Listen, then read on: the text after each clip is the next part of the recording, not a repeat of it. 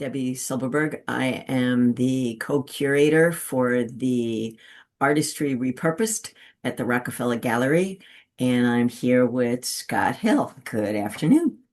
Hi, how you doing? I'm good. I'm good. I was wondering if you would share with us what the what your process is for the artwork that you're going to be showing. The work that I'm showing starts with me collecting bits and pieces of things. I'm a collector of all kinds of objects, and I've always been into antiques, and I've always been into finding unique objects, and that was kind of the impetus for my work. And I just started taking bits and pieces of things that I had collected lots of textures, metals, book covers, things that I don't like to part with things. It's a little bit of a hoarder. Uh, Turning it into art gives me a purpose for finding more cool things. And yeah. So it all starts with the collection of things that I have at hand. And then I just start to arrange, and it's really free form in the beginning. I don't really go into doing a painting with an idea of what I want to do per se. But then I just started, messing around, making shapes, making colors, seeing what the colors of the objects are already, seeing if those are something that could match to the palette of the colors that I have collected. My paint is all collected also, from house samples and people throwing away old art supplies and things like that. I do a lot of repurposing paint and glue and adhesives and things like that too. Wow, so you repurpose everything. That's very Yeah, cool. almost everything except for I tend to use glazes like gloss medium and a little bit of the what should we call it, uh, pastes and things like that that come from Blick or someplace like that. But other than that, no, almost everything is found. That's great. Do you decide what background you're going to use first, or do you decide for the pieces are first? The backgrounds are actually really organically chosen too. It's almost like a part of the piece. If I have plywood in a certain grade or a certain thickness, depending on the size it's already cut to, and maybe I'll scale it down a little bit. If I have more like pieces of pine wood or random small pieces, I may connect all those together. So the first thing is really building the base, but I'm already started with it being a piece. It's not like I every one of my bases is the same piece of wood. The bases are part of the piece. So I Okay. start constructing a base first, and then we'll see maybe how big that is, what kind of size it is. The last few series that I did were all 2 by 2, 2 feet by Wow. 2 feet, 24 by 24. So I was intrigued by the square kind of element. It's very modern, given social media and Instagram square kind of thing. Mm, So that's where I went with those. But other than that, yeah, the base starts the piece, and if it's large or small, it's kind of just made by what I have at hand. okay. Is there anything you would like the audience to take away from your work when they see it? The thing I think about the most when other people are viewing my work is how it makes them feel or what they're thinking about. I've heard a lot of people talking about my work while I was there in front of it, and I have a lot of people that tell me that it reminds them of things. One of the really good ones was someone said it reminded them of their father's workbench. I Ah. use a lot of nails and screws and wire, and I've had a lot of people say that my work is masculine, but it's also feminine at the same time with its color palette and stuff. Mhm. But when you see the work, it does. It kind of looks like a guy put it together, maybe to some people. But that was really personal to me when I heard somebody say that, because that's kind of where my work started. My father had a workbench. I was very young, and I guess he wasn't afraid to put a hammer in my hand and a screwdriver and possibly get hurt when you're very young. But he gave those things to me, and so I always treated those things as if they were just like paint or paper or canvas. And I've always been intrigued with just creating something really nice or beautiful out of whatever's at hand. That's great. That's a very touching way of describing assemblage work and what it means to you and what you want other people to walk away with. My name is Debbie Silberberg, and I am the co-curator for the Artistry Repurposed show at the Rockefeller Gallery. How are you this evening? I am very good and excited to be here. It's good. I'm glad you're here too. So what I wanted to know was what your process is for creating the pieces in our show. Well, most of the work I do is assemblage of repurposed items, and I have a vast collection of things in my studio that are from antique stores, flea markets, found objects on the side of the road, lost buttons, you name it. And I think that my process is very intuitive. I really allow the pieces to speak to me. I'll usually start with maybe a base of an antique drawer or a piece of wood I found on the side of the Hudson River or something like that. And then I build accordingly that way. Yeah, just following the flow. Okay. Um, is there something that you want the audience to get from the pieces that you're showing, from looking at the pieces that you're showing? I think the first thing is that beauty is everywhere. That even in the smallest rusty piece of metal, you can bring it back to give it meaning and bring it back to beauty. And also that I really think that a lot of my work is informed by my 40-year career as a psychologist, so that I think that a lot of my pieces have real psychological or spiritual meaning. Sounds it sounds fascinating. Do you want to describe any of the pieces, particular pieces that you're showing for this show? Um, I don't have them nearby because they're large and they're wall pieces. So I have some pieces behind me, which just and I have this piece that I brought here, which is a good example. And it was easy for me to hold up to the camera that this is a repurposed drawer.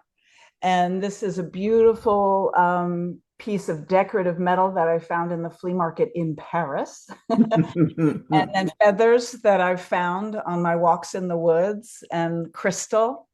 And this is called Holder of Dreams. And Very I cool. love working. I very often, one of my signatures is that I like to gold leaf things. And then I love paper. I have a vast collection of paper and often put paper on the outside of the boxes that I make, if it's a box. Okay. My name is Debbie Silberberg, and I'm honored to be the co-curator of the Artistry Repurposed show at the Rockefeller Gallery. And I'm here with Erwin Ong. Good evening. How are you? Good. I'm good. Good Good. evening. So, can you give us some background on your fish and how you came to make them? Sure. So yeah, I have two cardboard fish shaped like salmon. And they're in the style of how I normally draw the fish that I do in my work. So I'm mainly an illustrator, inspired by a lot of undersea life, and I draw a lot of sort of semi-realistic looking fish and other undersea creatures, and including the salmon. And for a specific part of my practice, I really like to work with upcycling cardboard and cutting them out and turning them into sort of sculptures, essentially by layering different parts of the drawings to give it some depth. And if you go see the show, you'll see that. And yeah, I like to incorporate sort of upcycled materials in my work, just as an effort to sort of reduce waste, just in my regular life, but also in my art practice. And this was an extension of that. This a lot of this kind of work started for me during lockdown.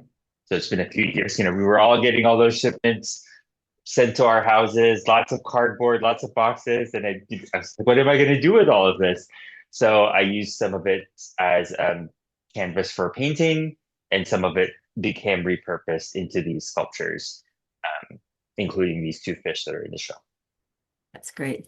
Do you have a favorite fish? Um, I actually don't have a favorite. Well, I mean, just in general, you In mean? general. Yeah, I really the creature sort of that I identify with the most, or that I really like, are squid. Ah, okay. Just yeah, I love the shape. I love their movement in the water. I love sort of the black, the blank ink as like a defense mechanism. And they're delicious to eat. So, and they're very smart, right? So there's all these just things that I really sort of just and I have an affinity for as far as Okay. squid are. Yeah. Uh, that's good. And I can appreciate every one of those parts. Yes.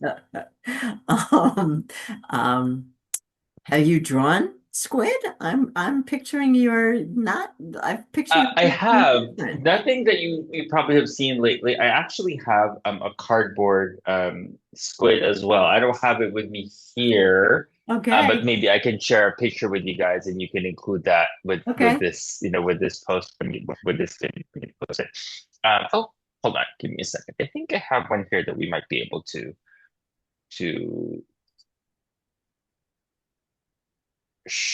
see if I can zoom in.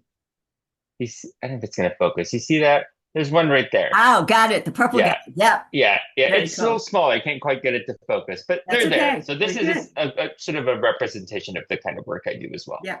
That's Yeah, perfect. Very, very yeah. cool. And so what would you like people to walk away with when they see your fish? I would like them to think about how they if they think that um art making for them is not something that they can do because they don't have the right materials at home, because they don't have the right paints, the right papers, the right canvases. I'd like for them to walk away after seeing my work and the exhibit in general, that really anything that you have is a possible, supply for you to make art with.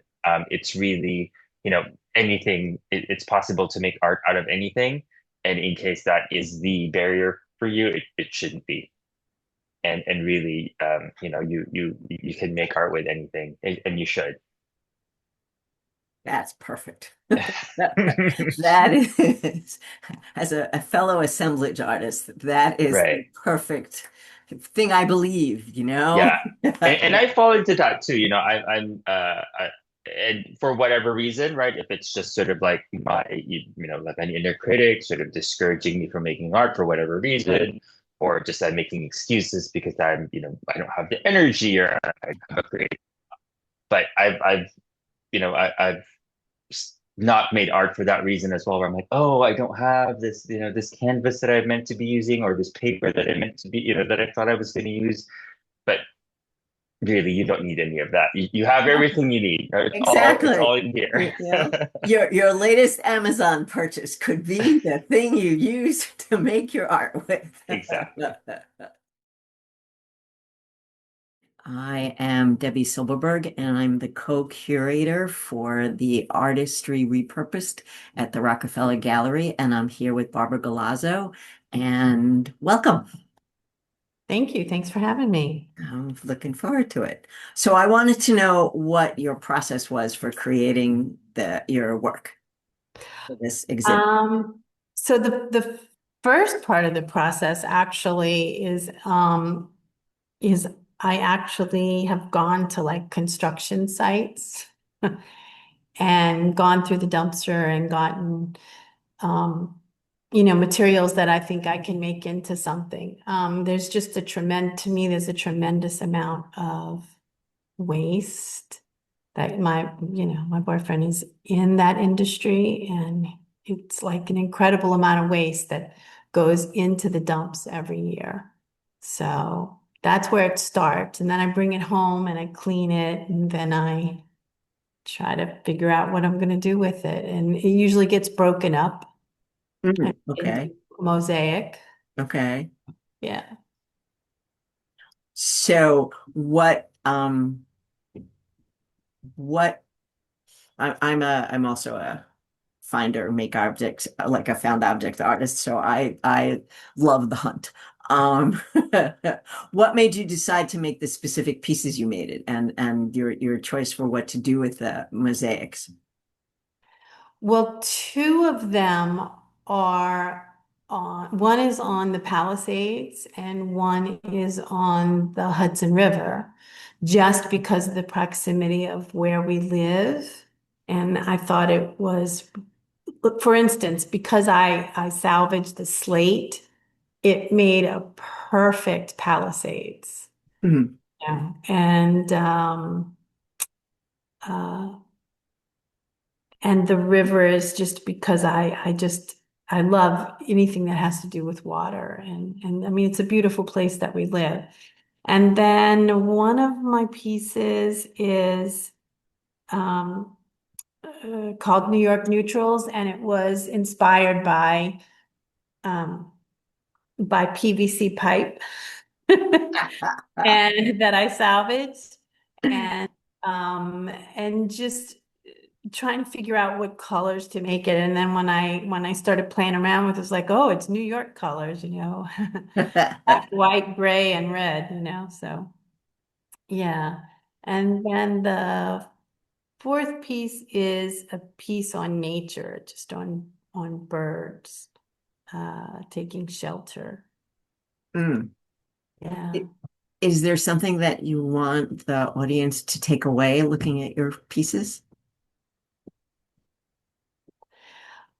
I think just the inspiration of using different materials and also just the beauty that you can sort of find in nature. I mean, it's not really anything groundbreaking, but just the joy of that, just the joy of nature and then the joy of creating, I mean, it's not an exact depiction, it's a loose interpretation. I am Debbie Silberberg. I am the co-curator for the Artistry Repurposed show at the Rockefeller Gallery, and I'm here with Tanya Johnson. Um, Welcome. Thank you. It's good to see you. So, I would love to hear about how you came to use cardboard your uh, as your way of showing your artistry. Medium of choice. Mhm. Well, it all started really during the pandemic, and I'm an art teacher by trade. I taught for 10 years in the public school system. So we were on break hiatus from work, and I said, I'm going to put my art to good use. And I started out making masks, African masks, and then that just blossomed into creating all different types of things, out of cardboard, plastic, you name it, I'll use it. As long as it's clean cardboard, clean plastic, meaning that it doesn't have any grease or any food particles or smells to it, because I wouldn't want the art to also go to the animals. But yeah, so I started creating like that. And I also, have a passion for animals and ocean life, etc. And the plastics that we use, once they're discarded, some just goes into the ocean, and you can go look at a stretch of ocean and just see miles and miles of trash that could have been avoided putting that into our environment. And the animals in the sea that think that those things like a plastic bag or something like that, they look at that floating and they see a jellyfish, and they go to eat it, and then it's in their insides. And the research that I did for a lot of this was that our wildlife, our sea life, you look at them on the inside, you'll see that half of their bodies are filled with trash. And I figured, you know instead of me doing my small cardboard, plastic, and everything else, where even my friends have started trash, and I create from it. So the art that you see that's why it's created from systems. I love to work with it. Okay, that's it. That's great. I like I like the idea that you're taking your cardboard and taking care of animals in the sea at the same time. I think that that's Mm. wonderful. Is there anything in particular that you would like the audience to take away from your art? I would like them more aware. Some people are throwing it out of their car windows. Some are just not recycling. Recycling is a big part of this as well, because if you know how to recycle correctly, it goes to the proper channels of where they recycle it. For example, from what I've researched and asked questions, you you wouldn't think that your plastic straws or your paper straws. I usually ask people, well, where do you put that? What garbage or where do you toss that away? And they say, oh, in the recycle bin. Nope, that's not what you do. You put your straws and things like that into the garbage because the recycling plants cannot handle the straws and things like that.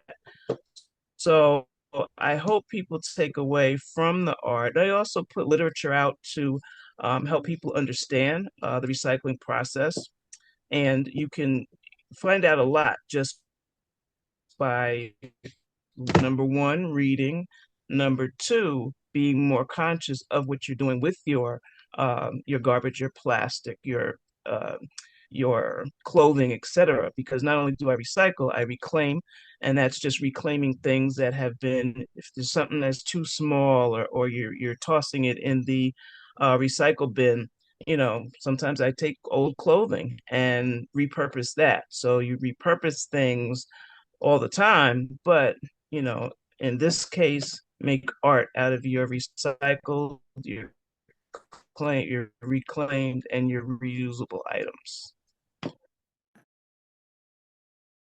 name is Debbie Silberberg, and I'm happy to be here as co-curator for the Artistry Reproduced at the Rockefeller Gallery during the month of October. And I'm here with my friend Peter Cheney. Good evening, Peter. Hello. Good to see you.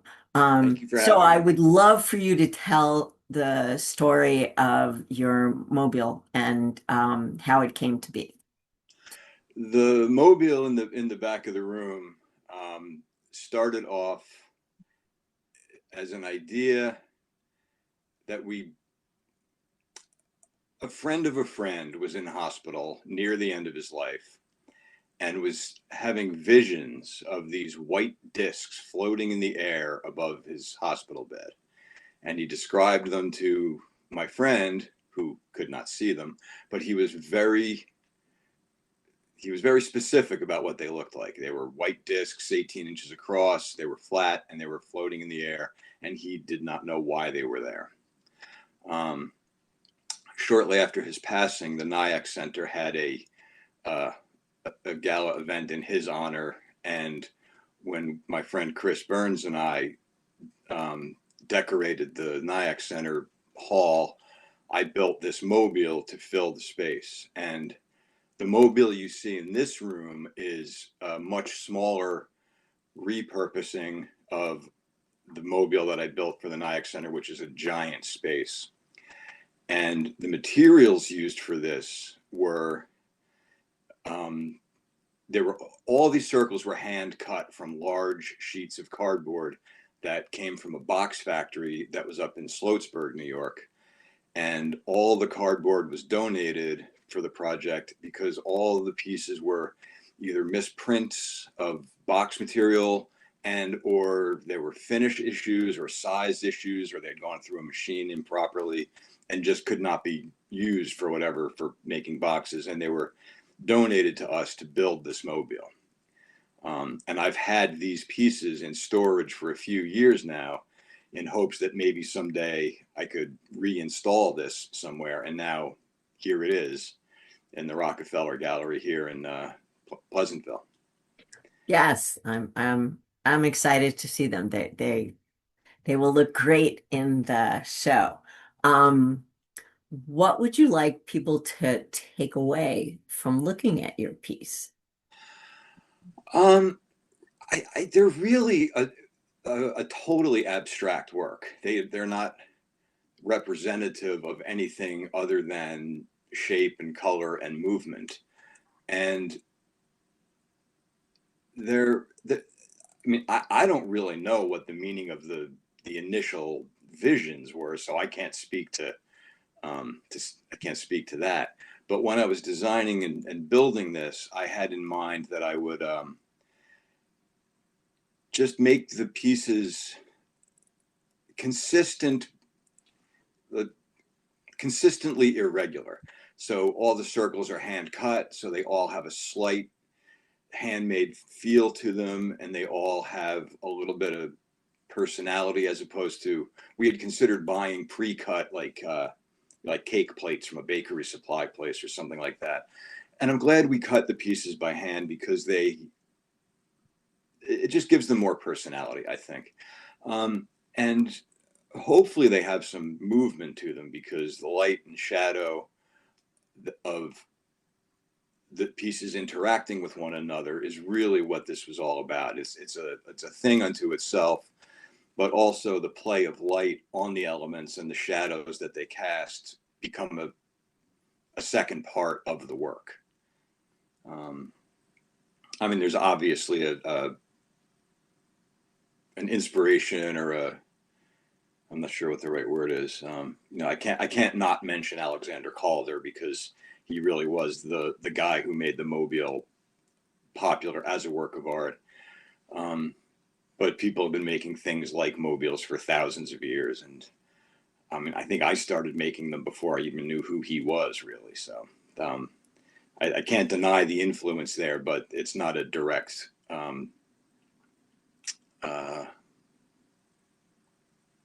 Lost my train of thought. Oh, it sounds like it's not directly Caldor. Yeah, no, not Yeah, yeah, no. yeah, It's not a yeah. direct No, no. not a direct impression of his work, but I can't deny the. And it also feels like it's a tribute to your friend Oh, that very much. ultimately, Oh yeah, that yes, was the yes, initial inspiration for it, yes, was what Bert saw in the hospital. yes. So, I am excited to see the piece up and hanging, and that we will both be part of the same show. And so I thank you for your time. Oh, really? That was it? Done. Can I talk about the wings a little bit? Oh, absolutely. Go for it. Sorry. Okay. Wings, here we Um, come.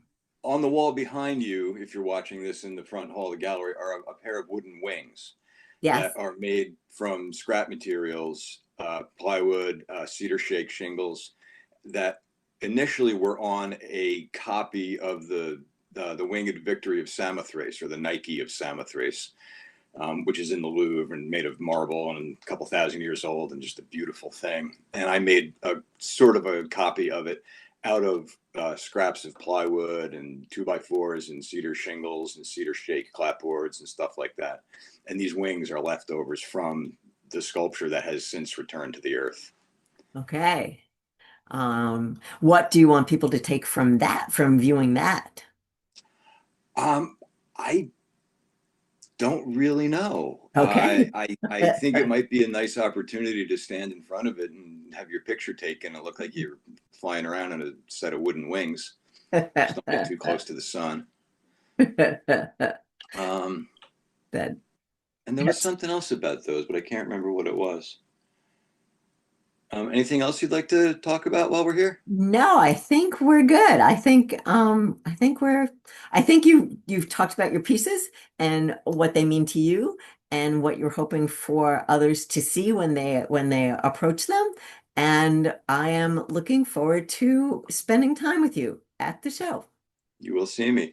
And I will say one more thing real quick, that I have a very long history of using found objects and found materials and repurposing things to create art that might otherwise have gone to the landfill or ended up just, in the trash. I am the same way, and you have my heart. This is what this show is all about. I'm Debbie Silberberg, and I am the co-curator for the Artistry Repurposed at the Rockefeller Gallery, and I'm absolutely looking forward to talking to you. I think your work is fun and cheerful, and I just wanted to know what your process was in creating these pieces. Oh, well, thank you. It's an honor to be on this show with other wonderful artists. Okay, okay, it's a good question. Lisa asked me to do some piece of artwork that had to be recyclables. And I was thinking, I had these old frames and found them for a while. And I said, one day I'll use them, you know? And for this exhibit, I said, wow, I should use it for this. It'd be great. So the what I thought, because the background, I'll show you the one I entered two, but I think the picture that Lisa put on was this one, right? That you put on. So the background, I don't know if you can see the paper. Yes. It has different pictures of places. Like I think one is Paris, the Eiffel Tower, you know, and then they had things from Germany and Italy. So, and in the French it says joy of living.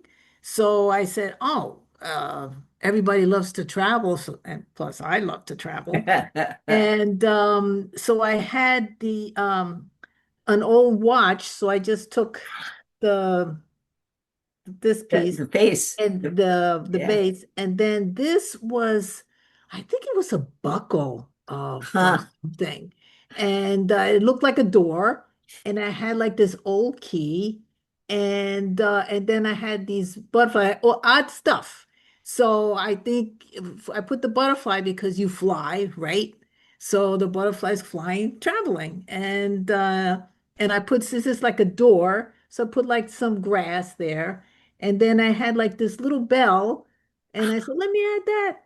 So, you Fantastic. know, It's the perfect combination of different types of repurposed things, and you tell a great story, and it's a wonderful piece. I'm also an artist who finds things and uses them. So the combinations that you have are magnificent. and you know, there's so much, I keep everything. And probably you do too. And where can I put this other stuff that you keep hoarding, you know?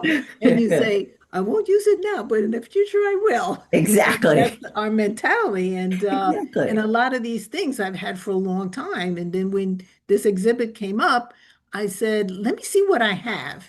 And I put this together. So It's it was fun too. I think by repurposing things that odds and ends, it gives you a challenge. Okay, how do I put this together, and what theme you want to do, you know?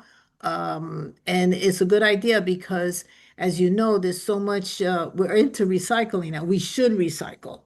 And this is one thing that I notice, not just you and I, but a lot of artists are using different things to create art.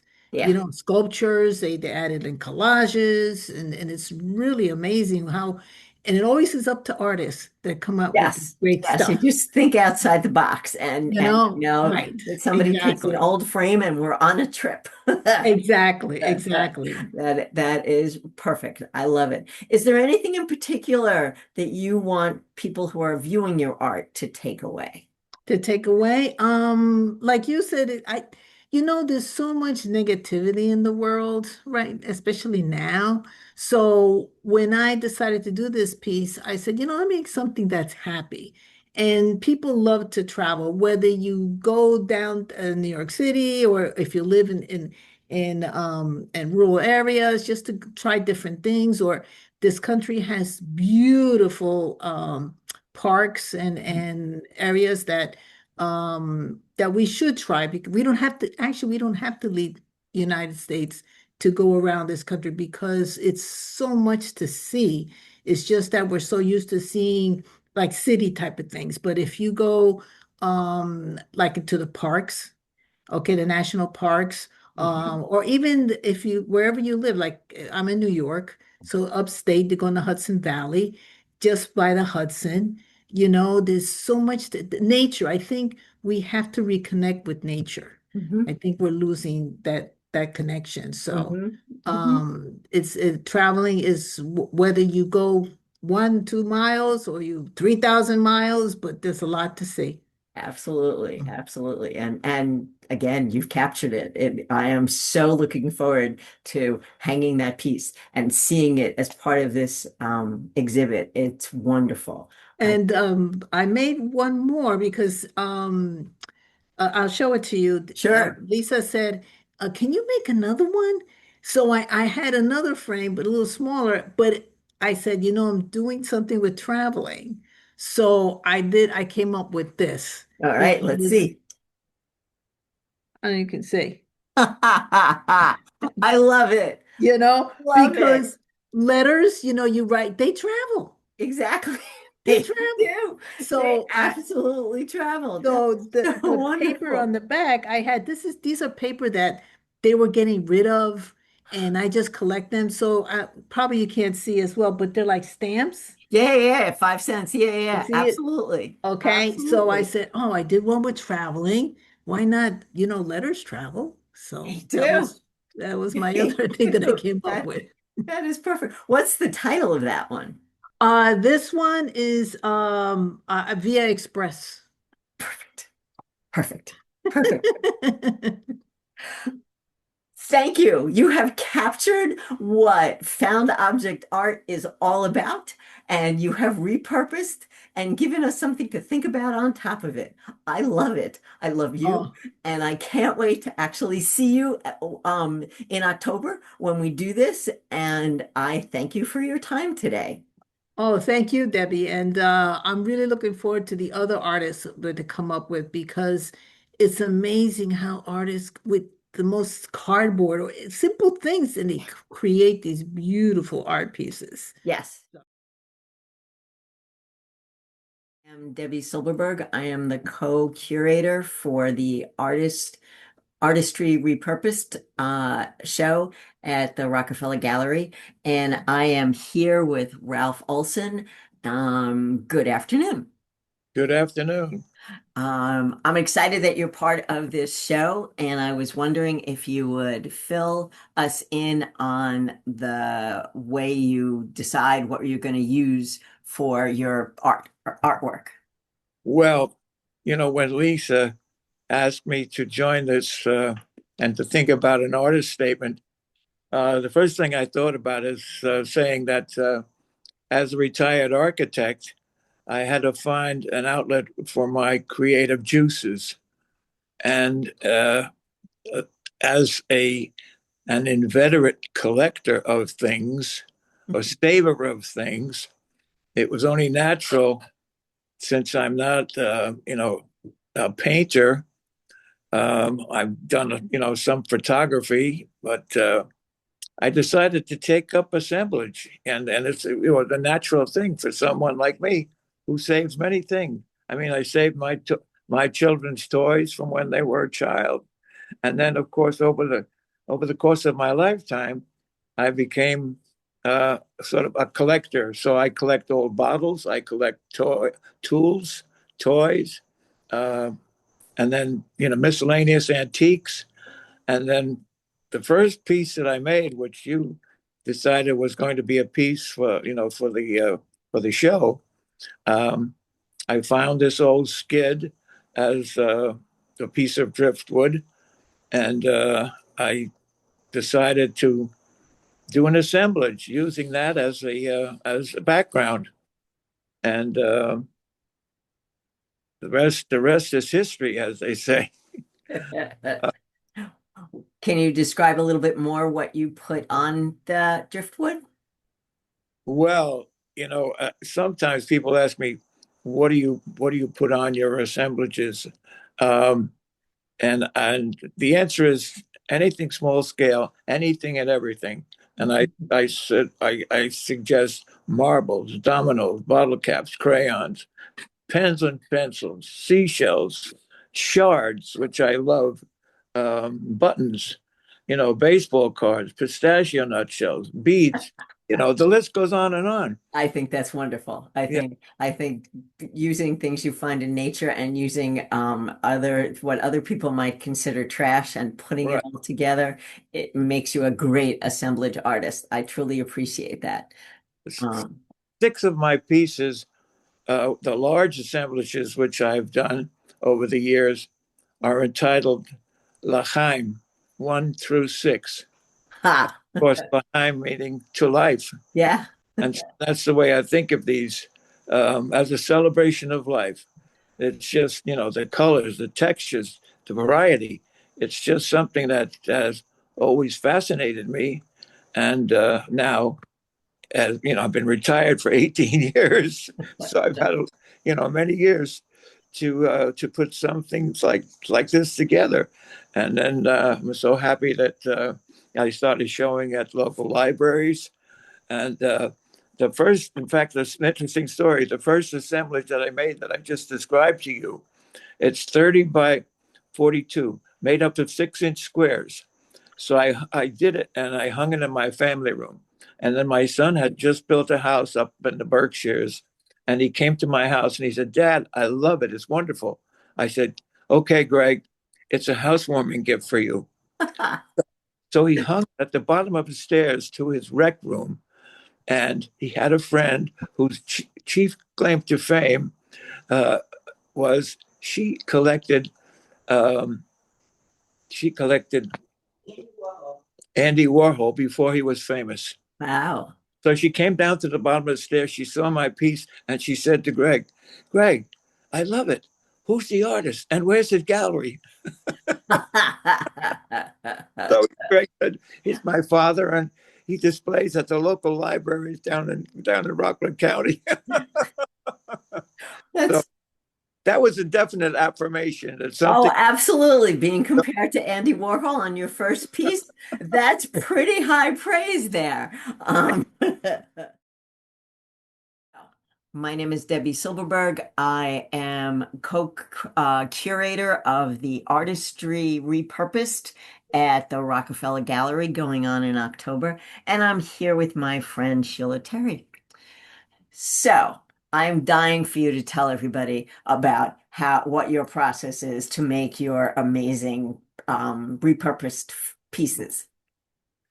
Well, these cakes are just so fabulous because it actually started out as a semi joke slash job interview. And I went for public relations and I was asking the gentleman, what did he do to kind of spice up to get more sales? And I says, since it was a bakery, I said, you should have sweet potato earrings. So he said, sweet potato earring. I never heard of that. So I said, you never heard of that? I said, well, I have. So anyway, I've never heard of it. Anyway, I went home and started making these little pies out of clay. And since I'm a bartender also, I started looking at the shape of the top of the beer and realized that those could actually be a little pie pan if it was miniature. And so that's where the pies came from. And then since I did the pies, I said, well, let me just do the cakes. So I just love the detail of it. I love the serenity that it brings me when I'm sitting there making a pie. And when I first started it, I got so many calls that people were actually making orders for pies and cakes. They thought they were real pies and cakes. And I said, these people are crazy. I said, they're not real. They said, Sheila, what do you mean they're not real? I said, they're not real. They can fit in your hand, or like a dozen pies can fit in your. So anyway, it was just kind of like a jokey thing, but I just enjoyed them so much and people enjoyed them so much. And the detail is just the patience and the love. I just love looking at that. of the repetition of certain things, and just like flowers, it has that shape and just goes on and on and on, and it's a beautiful thing. So it's very relaxing. I enjoy loving them. Every time I look at them, they're smile. I got a couple of them right here. I got like a little Sure. pie, a little cake with some strawberries on it, like a little slice of cake, you The know. if you And I want, mean, yeah, if you oh, that's it. That's perfect. oh, Yeah, sure. yeah, yeah, And yeah. it's like a little strawberry cake with little strawberries on. And I put these on with a little needle and to make the leaves and everything. They're so cute. And this here is like a peach cobbler pie. And I cut them up in like little peaches and stuff like that. But they're really adorable. I love them. How long does it And take you to make one? About? I think it takes me about maybe 2 hours. Okay. Because I got to cut it up, and then I got to decide what kind of pie is it going to be. So if I'm going to make blueberries, I got to roll up little tiny blueberries, teeny tiny, enough to make like a little pie to look like it's overstuffed, or. So it's like really making a real pie. Like matter of fact, here's a little crust. I started making like a little crust for a pie. So this is gonna be my fillings are gonna go in there. So it's actually like making a real pie, It is. but it's not real. So It's a, it's a miniature. what do you want people to take away from seeing your amazing pies? I just wanted to bring them, happiness, joy. I mean, that's what it brings to me. It's just that, somebody that takes the time. We don't, people don't take the time, and I shouldn't say people.